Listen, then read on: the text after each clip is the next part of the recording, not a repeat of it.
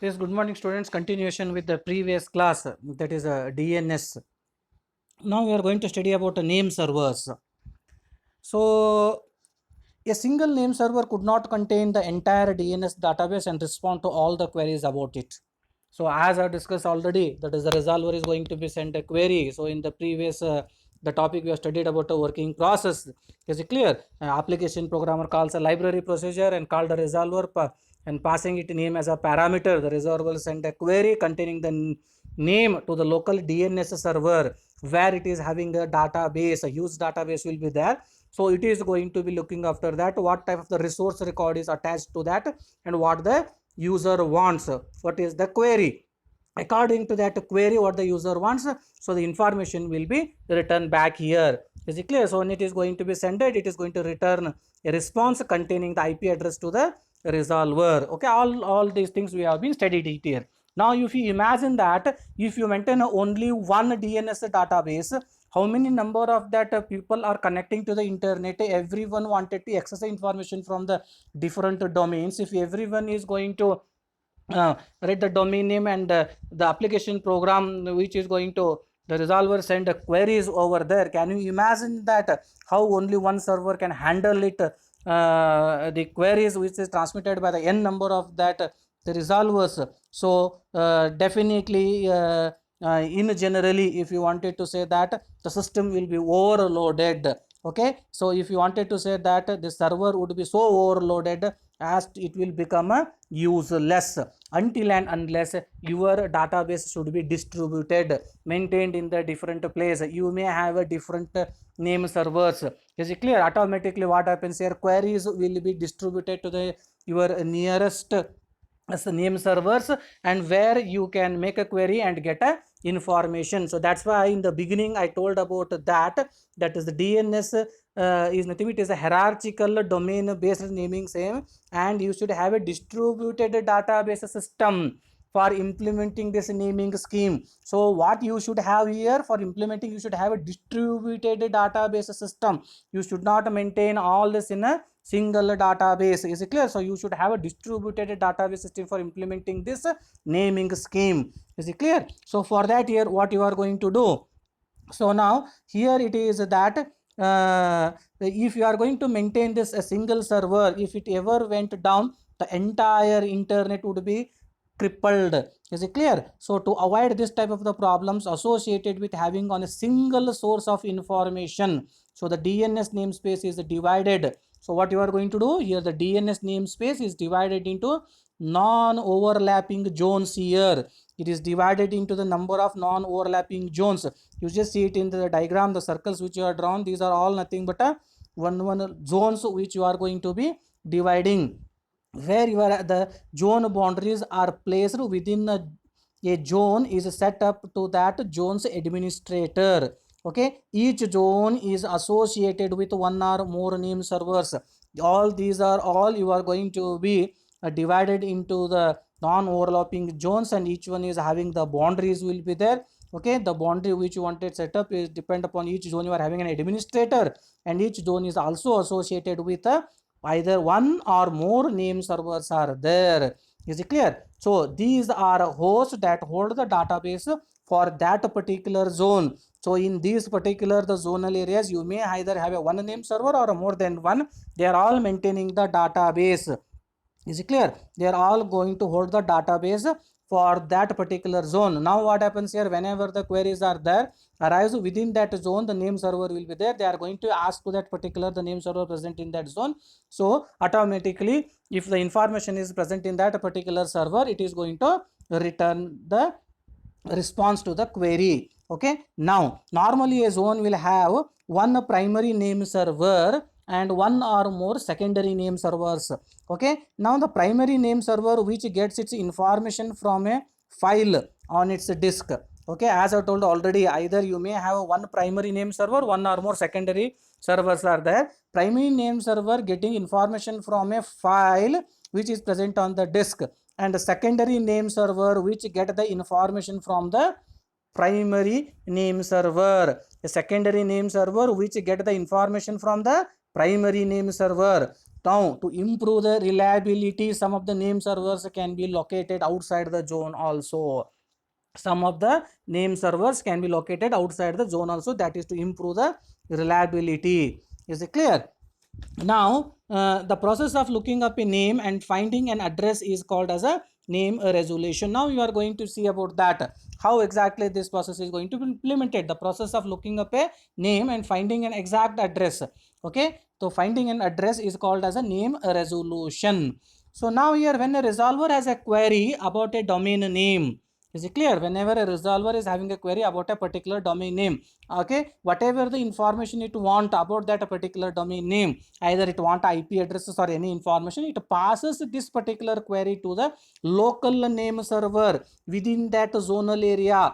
Within that zonal area, which server is present, that is called as a local name server. Within that zonal area, it is going to send a query. The resolver is going to be send a query about a domain name, okay, to the local name server. If the domain being sought falls under the jurisdiction of the name server, is it clear? The domain which it asks, if a domain is within its jurisdiction area of the name server, okay, such as top.cs.vu.nl falling under the cs.vu.nl, it returns the authoritative resource records.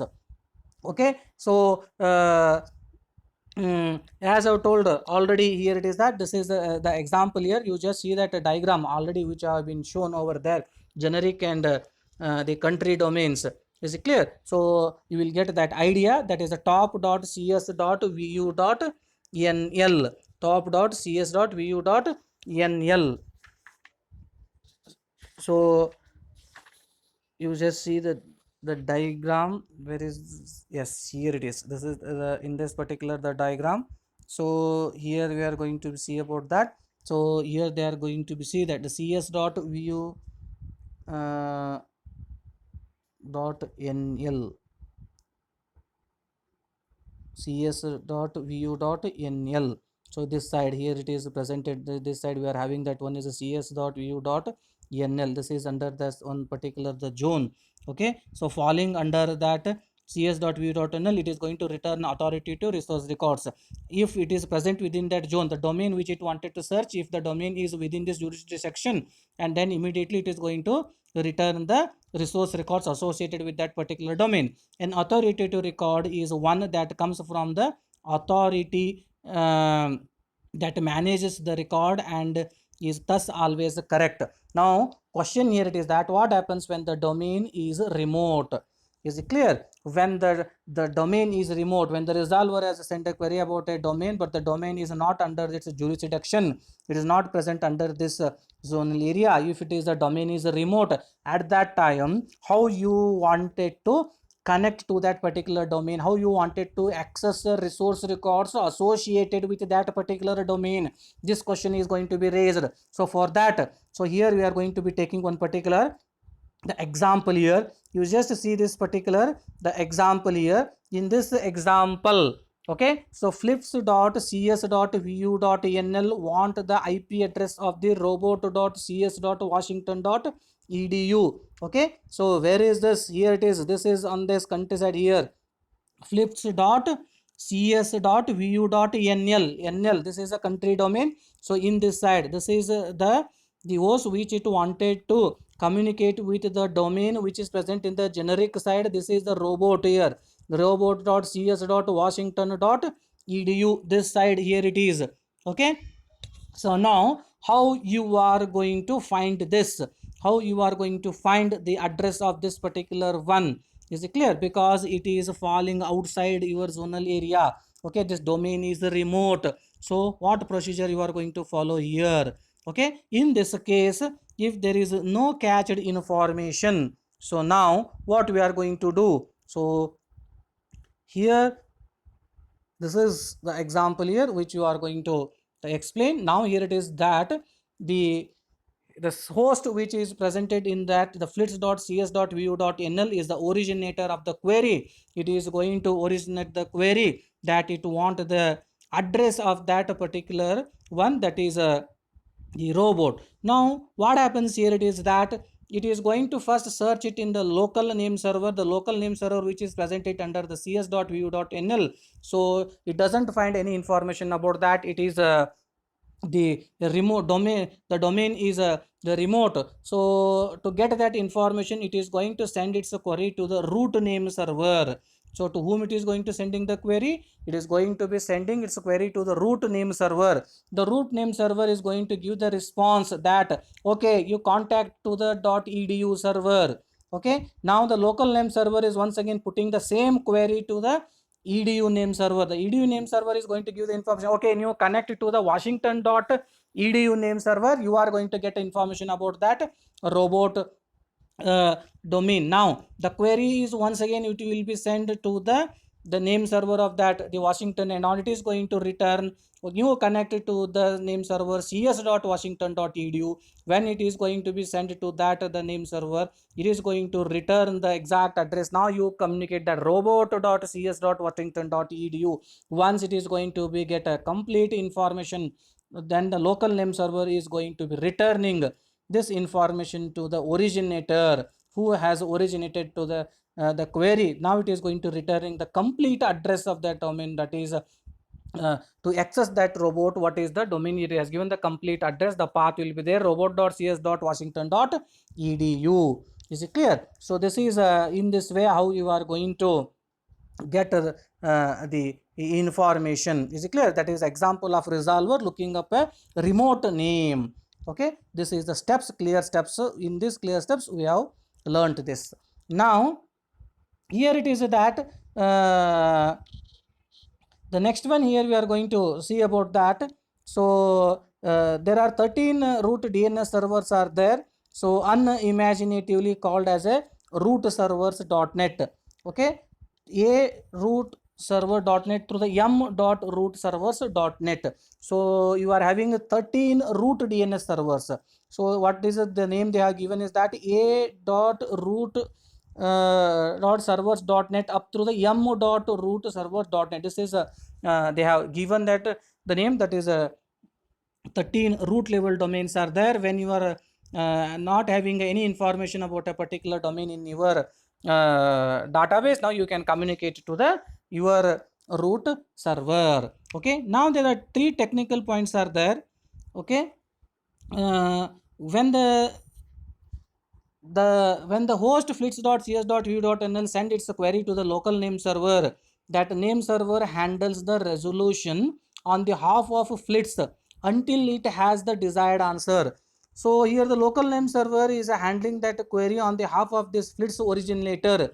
so it will not going to return an in between answer. okay, it does not return a partial answer. okay, until and unless it gets a complete answer for that, then only it is going to return. this process we are going to call it, this mechanism we are going to be call it as a recursive query. on the half of the flits originator, local name server is recursively executing this particular query and sending to the root name server and communicating to the edu, communicating to the washington.edu. so until and unless it get a complete answer, recursively it is going to executing that query. on the other hand, the root name server does not recursively continue the query for the local name server, it just returns a partial answer. but the main root name server is not going to execute it in a recursive way, it is just going to return a partial answer.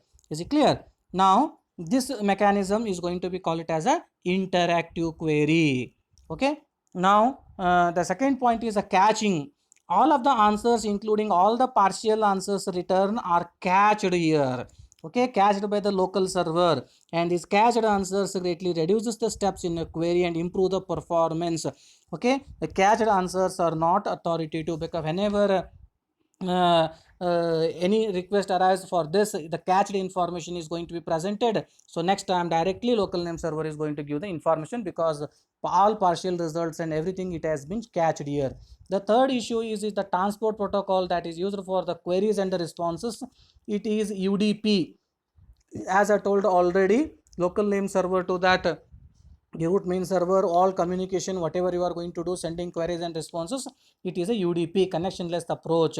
no acknowledgement will be there. if no responses arrives within a short time, the dns client repeats the query. Okay, so this is all about the name servers. So we are going to stop it here. So in the next class we are going to continuing with the next one topic, that is electronic mail.